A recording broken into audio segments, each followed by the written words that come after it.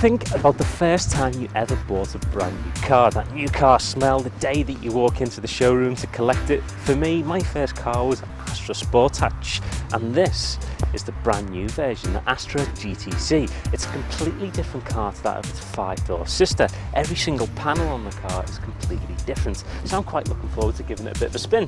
The Vauxhall Astra GTC treads the line between performance and economy well, and Vauxhall has worked hard to add extra features that will lift this car above the often mediocre reputation of older Vauxhall cars.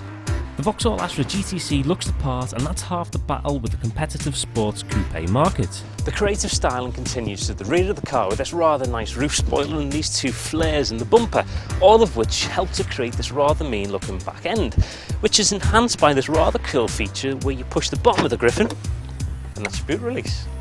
Seeing the standard 5-door Astra next to the GTC goes to show how Vauxhall have worked on giving the GTC its own identity, with a more aggressive body design and windswept contours. And as you can see by the comparison, one is built for practicality and the other is built for fun driving. It's a very sporty car to drive. The car does have a good feel when you're driving it, and the handling with this new suspension is really good. The one thing, however, that annoys the life out of me, but probably is something that you get used to, is this feature of the auto stall. So, just to demonstrate, I'm doing 5 miles an hour in second, bring the clutch up and I've stalled. But put the clutch back in and the engine kicks off again. That was accidental. Like the versatile Astra hatchback, the Astra GTC comes with a selection of petrol and diesel engines. However, to really get the most of the Astra GTC, you need to choose an engine towards the top of the range. Getting inside the Astra, it's great to see the development of this car over the years. In comparison to my car, it's very, very different. As you'd expect from a Vauxhall, the build quality is completely fine. The quality of the materials used is good, it feels well built and sturdy, and I must say that these seats are incredibly comfortable. You've also got varying different lumbar supports and different seating positions that you can jack it up and raise it down and move it forward. If you do have the option of the leather seats as well, I would fully recommend them because they do feel quite expensive and well worth that additional bit of cash. The one thing that does confuse me ever so slightly, however, is the amount of actual buttons that are on this display. After a few days of driving the car, you do get used to it, and it's not necessarily a negative, but it is quite unusual to have so many buttons and options to choose from on the dashboard.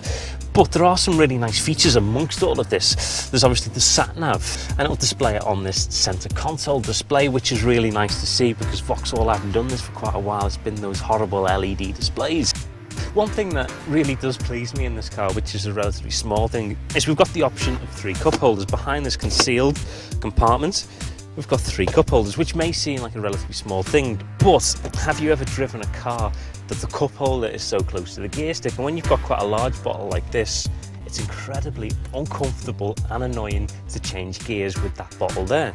Move it back here, and it's perfect.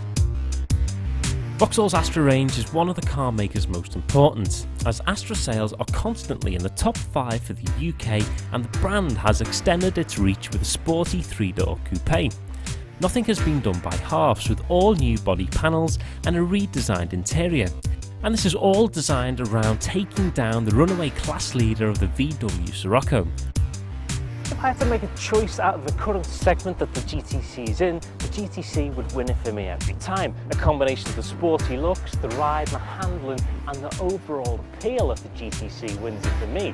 However, right on cue, we've got a VW Scirocco, which is probably the closest thing in the segment that comes to the GTC.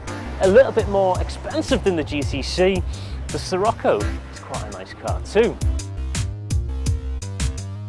On its own, the Vauxhall Astra GTC is a very good car, mixing performance and economy in equal measure.